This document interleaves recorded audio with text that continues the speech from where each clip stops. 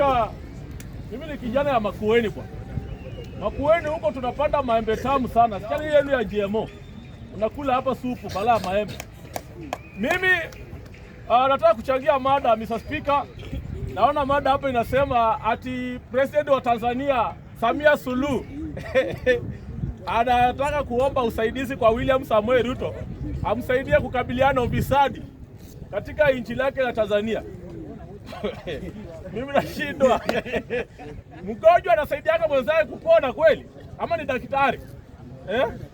Hii Kenya yetu, kitu ya kwanza si wenyewe tumeshinda kukabiliana ufisadi. Alafu sasa sisi wenyewe tumeshinda kukabiliana ufisadi. Ati sasa William Samoei Ruto ndio sasa daktari wa kutibu ufisadi Tanzania. Hizi ni uongo ya mchana jameni yao. Mimi nasema hivi. Wabunge wetu kwanza hao ndio ofisa number 1. Manake wao walishinda kubuni sheria ya kukabiliana ufisadi katika taifa la Kenya. Sasa hao wabunge kama wetu wameshindwa kutenga sheria ya ufisadi, Tanzania si ikufa na mashida yake jameni yao. Kwa hivyo Samia Suluhu weka huko tu. Tuletea machungwa hapa Mudhuru tuendelee kukula. Hatuna shida na hiyo. William Samoei Ruto, leo naona umesema unaenda kuambia wabunge wa Turkana wakupitishie supplementary budget uweze kupeana 300 million kujenga university huko Turkana huko Londwa. Ukasema kwanza wapitishe ndio waweze kupata hiyo pesa. Mimi nasema hapana, hiyo haifai bwana. Bandake Kenya ufai kufanywa maendeleo na conditions. Kama ni mbunge umechaguliwa, unastahili kuwa unajua ile kazi yako kwenda kufanya pale kwa mbunge. Na ndio maana mlikubali kununuliwa.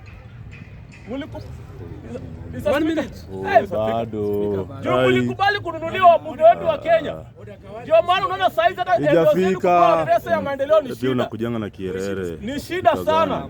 Kwa sababu nyinyi mlikubali kununuliwa. Kwa hivyo nyinyi 2027 inafika, ile mambo umetendea mwananchi chini kwa eneo bunge lako litakufanya urudi kwa kiti. Kwa hivyo endeleeni hiyo tabia.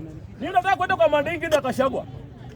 Gachagua mnasema ati majaji wanasemekana sijui hawakubunua vile na stahili. Kuna mbunge hapa ameuliza kama ni game ya Ruto anacheza ili amalize term yake bila deputy president. Mimi nasema hapana. Hii si kesi ya William Samoei Ruto. Tusiekelea William Samoei Ruto kwa kila kitu. Hii ni game inachezwa na advocate na lawyer wa Gachagua ndio waende kuhold hii case, ndio Gachagua fight back aone kama ataretain kiti yake ya deputy president. Lakini mimi nataka kuambia Rigathi Gachagua bwana, ushaenda bwana. Ushaenda. Kwa hivyo hakuna haja kushinda ukitusungusha. Unaona? Ulikuwa wanaona majaji wa Gachagua wakisema abandonment ya judges pale kwa koti haikufuata kisheria. Ile hali Vinamela Mwili walisema kesi ya Gachagua si special case. Na akasema kesi ya Gachagua, Rigathi Gachagua ni kesi kama ile nyingine. Sasa nashindwa imekuaje sasa tumeanza kushinda hapa tukicheza games hapa. Mimi nasema mawakili wa Rigathi Gachagua, kama muamini koti, endelea mtafuta koti yenu huko Mlima Kenya. Kwenye mtaenda kusaidia Gachagua. Sasa tunangojea sasa tupate deputy mpya na Kithure Kindiki professor himself ako tayari.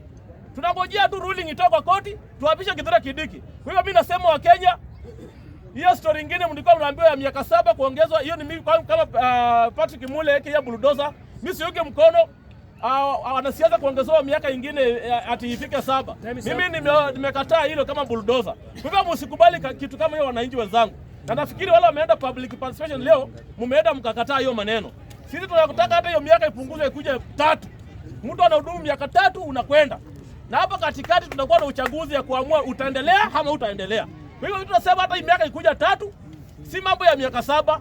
Miaka 7 utaongezewa mkionekana kasi yenu hapa Kenya. Asanteni sana. Tubarikiwe si wote kama wanabunge, tusonge mbele. Mr. Speaker, you can take over to the next speaker. Asante sana.